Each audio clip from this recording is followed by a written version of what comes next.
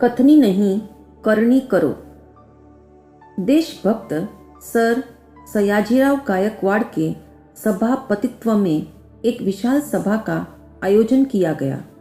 सभा का विषय था अहिंसा। महात्मा गांधी ने जिस अहिंसा के आधार पर देश को आज़ादी दिलाई, उस देश में हिंसा का तांडव ना हो, ऐसी चेतना जगाने का यह प्रयास था। अनेक प्रबुद्ध वक्ता अहिंसा के प्रभाव को उजागर कर रहे थे। एक विद्वान वक्ता ने खूब जोर शोर से अहिंसा शब्द की गहरी व्याख्या की। बिना अहिंसा के जीवन प्राणहीन क्यों है, यह समझाते हुए वे पसीने से तरबतर हो गए। अतः भाषण की समाप्ति पर उन्होंने पसीना पोंछने के लिए बैग से सहसा नैपकिन निकाला तो साथ ही 2 अंडे भी गिर पड़े। यह देख श्रोताओं के चेहरों की भाव भंगिमा बदल गई। वे दंग रह गए कि अहिंसा की सूक्ष्म व्याख्या पर मार्मिक भाषण देने वाला विद्वान क्या अंडे खाता है? चर्चा में अहिंसा, पदचर्या में। सर सयाजीराव ने गंभीर स्वर में कहा, यह कैसा बेमेल जीवन। जीभ जो बोलती है, जीवन उसके विरुद्ध क्यों है? कथनी करनी, मुख मन, उच्चारण आचरण, कलम कदम में जब तक तालमेल नहीं होगा, तब तक देश का विकास एवं जीवन का कल्याण कैसे होगा?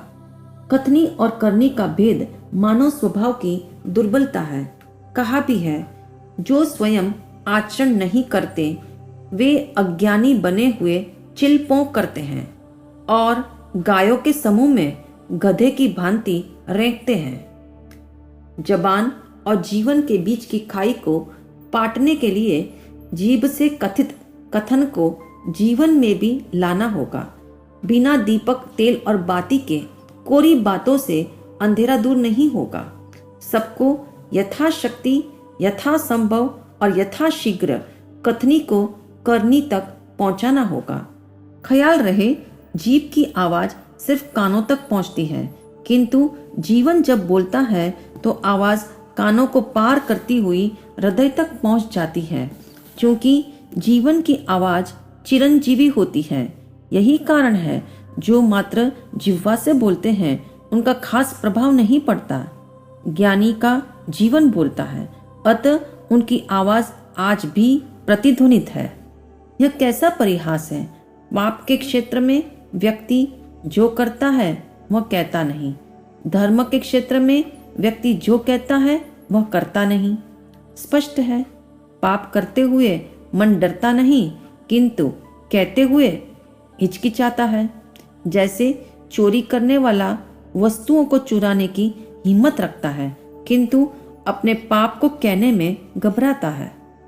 धर्म के क्षेत्र में इंसान जो कहता है उसे करने का साहस नहीं जुटा पाता। जैसे प्रवचन सुनकर लोग घर परिवार आदि के मोह त्याग की बड़ी बड़ी बातें कर सकते हैं, किंतु मोह छोड़ने की शेर दिली नहीं कर पाते। कहना होगा, आज मनुष्य का ज्ञान कथन बहुत ऊंचा हो गया, किंतु उसकी करनी बहुत पीछे रह गई। मात्र वाचिक ज्ञान में ही इंसान अपने को कृतकृत्य मान रहा है। ध्यान रहे, कैमरे में देह का प्रतिरूप पड़ता है, किंतु नेगेटिव की धुलाई के बाद ही फोटो हाथ में आता है। दर्पण में देह की परछाई पड़ती है, परंतु दर्पण पर हाथ लगाओ तो कुछ भी हाथ नहीं लगता। सिर्फ मिठाइयों का नाम लेने से रसानुभूति नहीं होती, स्वाद तो मिठाई खाने से मिलता है। ठीक इसी प्रकार जब तक कोई भी विचार तीर की गति से आचार तक नहीं पहुंचेगा, तब तक कथनी और करनी का भेद नहीं मिट सकता। कथनी और करनी का अंतर मिटाने के लिए आज एक प्रयोग अवश्य करें। एक बार अपने जीवन को इस स्केल से नाप लेना।